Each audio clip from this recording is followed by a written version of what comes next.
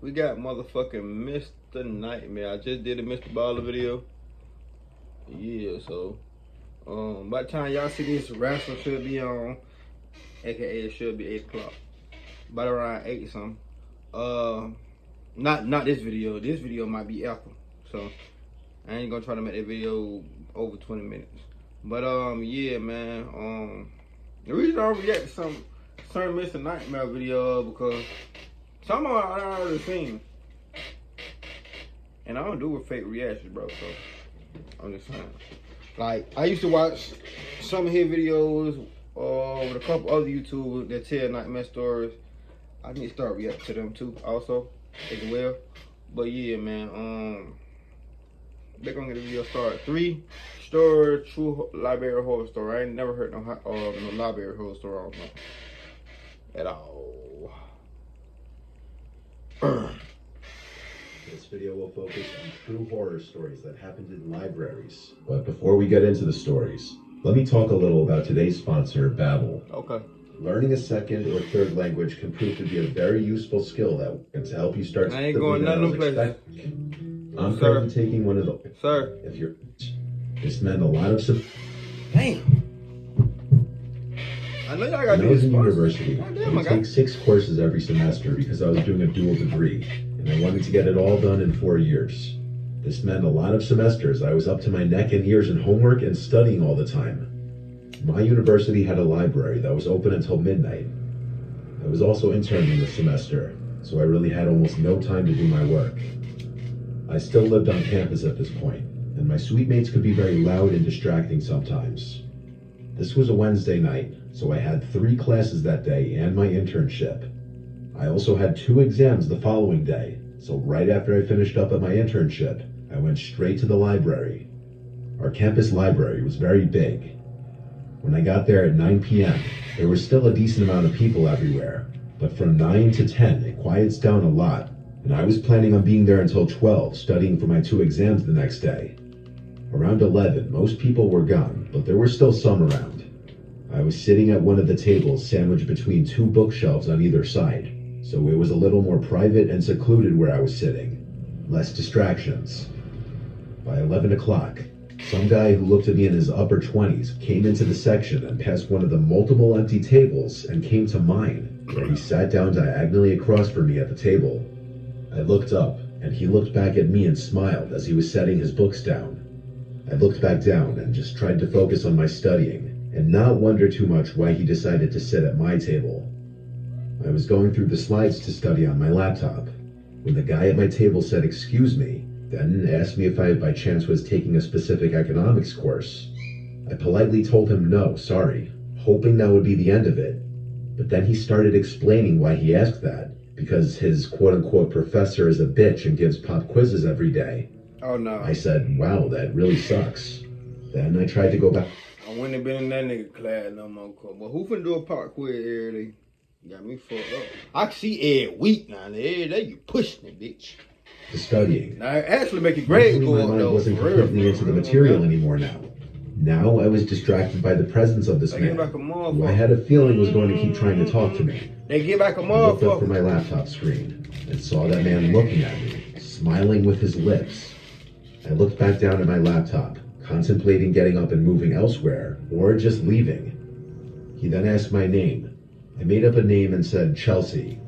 He said, "You have such blue eyes, Chelsea." This was when I started to wonder if this man was really here to study or creep on women.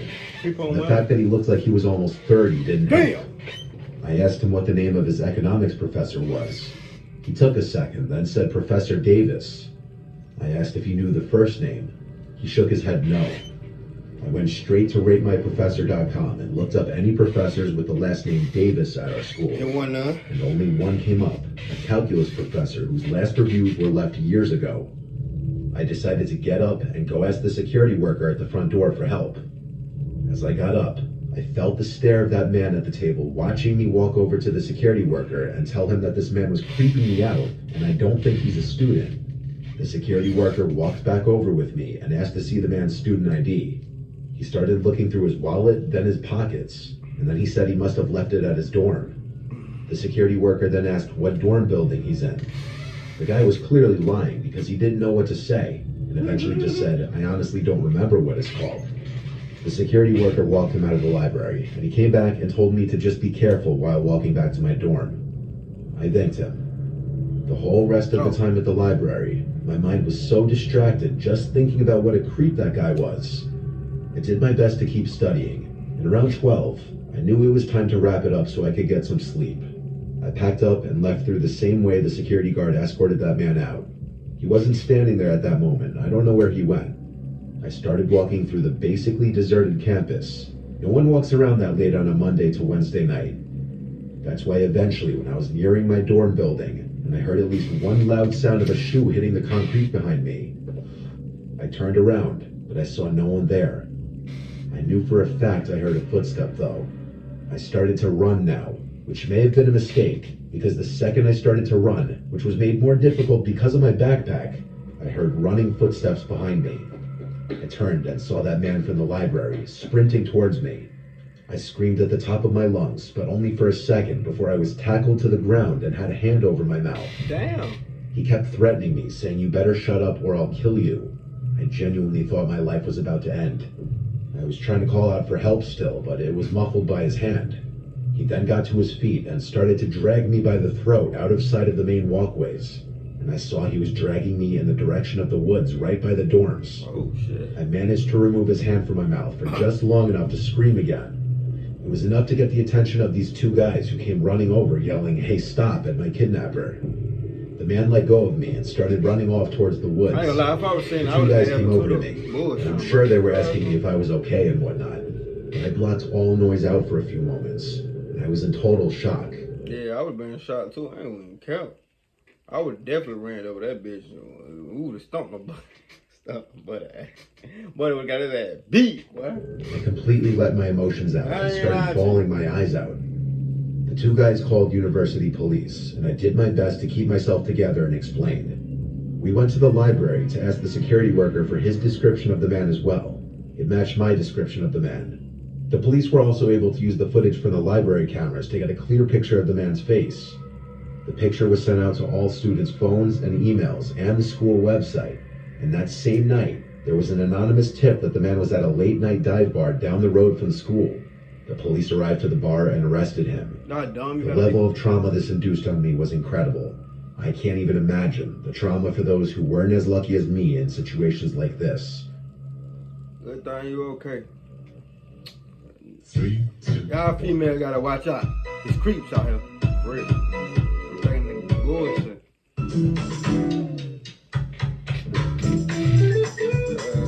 Okay. Y'all gotta watch. Y'all females gotta watch out. Get y'all a gun or something. Taser. We moved to a new town when I was 7. Any memories before that move I consider to be very early childhood, and a lot of those memories are blurry at this point.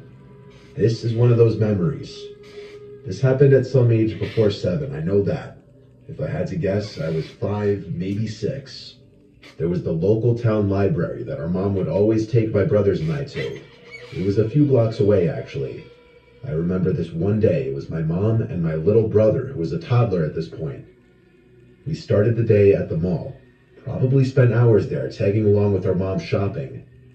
Whenever we'd go to this mall, she'd always bring us to the McDonald's inside the mall to get us ice cream cones. I remember we got ice cream on this particular day, because on the way to the library after leaving the mall, I still had some of the cone left in my hand. We arrived to the library, and there was this kids' computer section that my mom would let me stay at and play computer games while she went and did whatever she'd do. When I got bored of playing whatever old online computer games there were at the time, I got up and started walking through the aisles of books in the kids section of the library, looking for the I Spy books. The kids section was in the far corner of the library. The I Spy books, good as fuck. I used to like the I Spy books, Goosebumps book, any Goosebumps book. I used to love them bitches. I used to read Diary of a Wimpy Kid. I used to read them bitches. I'm talking about not the little bitty books, man. I'm talking about the chapter books, man. I used to read the chapter books.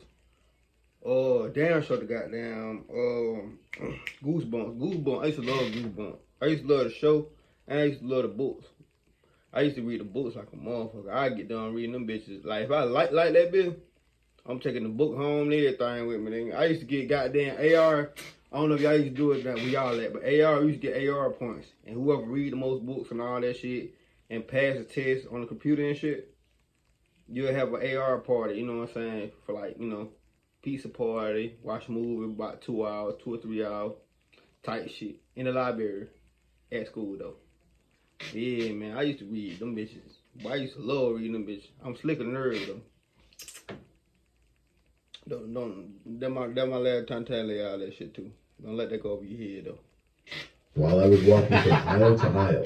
For real, don't let that shit go over your head. I'm smart though. I turned around and saw nothing. I was smart. looking at the back wall of the library, which had another shelf of books leaning on it.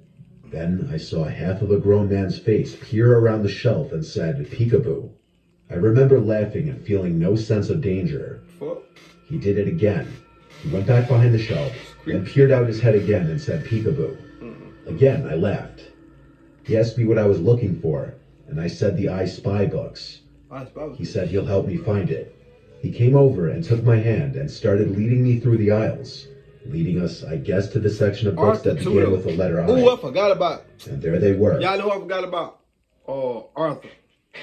Arthur books, them chapter books, them thick ass chapter books. But them not them little 5 and 10 page books. I'm talking about 150 goddamn pages. That was the fuck I'm talking about. Them books I'm talking about. 5 I Spy books next to each other. Thought I was talking about. I grabbed my favorite one, the treasure hunt one, and he said, "Let's go sit down and play." He led me to a table in the corner by a couple children's computers, and we started looking through the pictures. This went on for some time, and he was asking me questions about myself as we played I Spy. The question that still sticks out to me the most is, "Who are you here with?" And I told him my mom and little brother. At some point after this, he said something implying that there's a kid's playroom downstairs. And I, at that age, never knew that there was a downstairs to the library. He said we could take the book down there. He led me to the door that led to the basement of the library, which, for reference, is actually where events and meetings for certain clubs and organizations are held. And there is actually a little playroom down there, I guess for parents who have to bring their kids with them during any of the meetings. The man led me to that little playroom. There were various toys in there, most notably a Lego set and a Lego table, and then there were a bunch of chairs. He set the I Spy book down on the Lego table. This is where things get really uncomfortable thinking back on. As he was trying to forcibly get me to play with the toys, I started to get uncomfortable. And around this time, over the loudspeaker, a female librarian said into the intercom, "Will Liam come to the front, please? Your mother's looking for you." At this time, the man went to turn off the lights in the room, and now it was pitch black inside. He said in the dark, "We're gonna play hide and seek." This was the first moment I was genuinely freaked out, and I started to yell for my mom. I remember he kept telling me to be quiet, and his voice was getting louder as he was getting closer to me in the dark, until he had his hands on me. I thankfully managed to run past him and out the door of that room, and I ran down the dark hallway back to the stairs, and as I was running up the stairs, I had that same childhood feeling of running up the basement stairs after turning off the lights, only 100 times worse, because I genuinely was scared I was going to be grabbed. I made it back to the main floor of the library and ran straight to the front desk, calling for my mom. She was at the front desk with a group of librarians, and I remember the relief on my mom's face when she saw me. I told her there was some man who took me downstairs, and she literally lost it. The next thing I remember from there was a bunch of police in the building searching around, but I never saw that man again. He must have exited the building through a different way. I remember speaking to some woman who was probably with the police, asking me very delicate questions. I never really asked my mom about this experience that many times, because it's very uncomfortable, and I'd rather just not think of it. Well, your mom should have taught you stranger danger. At 6, I knew not to talk to no motherfucker. I had to ask my mother. That's too long to remember. Think I remember what I did when I was 5. Nope. You don't remember? I used to work at the local public library when I was in my early 20s. I'd worked the night shifts as my second job at least 3 times a week after my first job. Man. I'd get there at 6 and would work till closing time at 9. I would also be the one to lock up the place after closing, but I wouldn't just leave right after the library would close. I'd have to shut off all the computers, do some cleaning and organizing, stock the shelves with all the returned books and DVDs from the day, take out the garbage, and only then could I leave. It was a Friday night, approaching closing time. Most of the other library staff was gone already. It was just myself and one of the female librarians left. I had made a couple last call announcements to the remaining library patrons, alerting them that the library would be closing soon. I was already cleaning up the place, trying to finish up early so I could leave and just start my weekend. The only other employees still there said goodbye to me as soon as the clock struck 9 o'clock.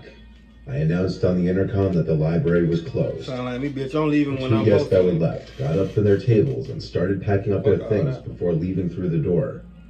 After that, when I saw no one else in the building, I locked the front door.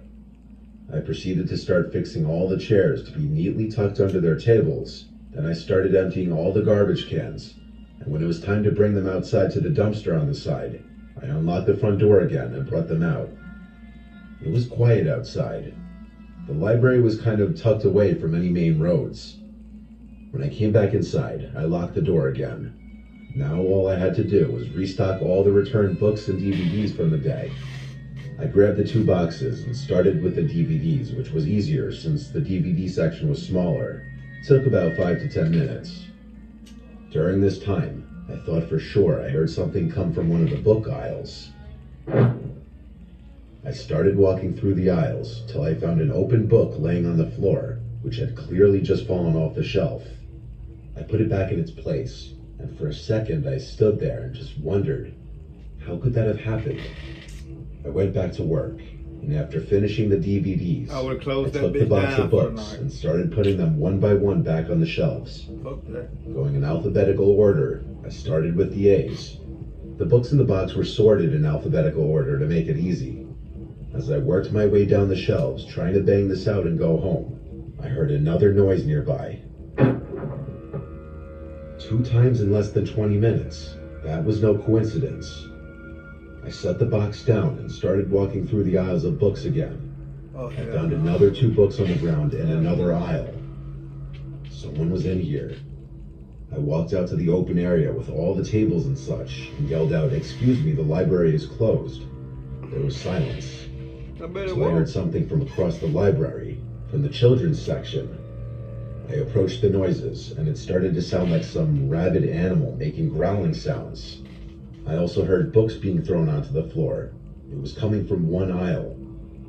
As I built up the courage to peek down the aisle, I saw some woman wearing a nightgown throwing random books off the shelf, making these disgusting animal-like sounds. I didn't say anything. I turned and ran to the office where we had the phone. I didn't have a cell phone at this time. I locked the office door and closed the blinds to the window. Then I called Bitch, call the 911. police. Oh, okay. I reported that Yeah, there I'm was finna a say. sickly woman in the That's not our library. problem. I think they should send an ambulance. They asked if I had approached the woman, and I said no, she looked like she could be dangerous. When the operator asked me if the woman was still in the same spot, I opened the blinds, and I screamed because that woman was right on the other side of the glass, looking in. Her pupils were so big that she looked demonic. I said to the operator, that- she's right outside the office. Shit on my The woman started to bang on the glass, screaming gibberish. She tried opening the door, and when it didn't open, she turned around and sat on a chair facing the office. The operator asked me to keep the blind open and watch her. The woman was wobbly as she sat down, so I noted she was definitely high out That's of her why mind. I asked your ass for the 2 Two police cars flashlights. and an ambulance showed up to the library. The woman was put in handcuffs because she tried fighting the police officers, but nothing she was saying made any sense. She was put in the back of an ambulance and was taken away. I never found out what the hell she was on. I don't know how she got inside. Maybe while I was taking the garbage out, or maybe she was inside before I even locked the place up. Either way, it definitely made being in the library alone after closing pretty unsettling from there on out. I ain't gonna count. Them goddamn, that first 2 story, that shit, that was crazy. I ain't gonna even lie to y'all. But that being said, give the video a thumbs up, like, share, subscribe. See how motherfucker in the video. Let's ride, nigga.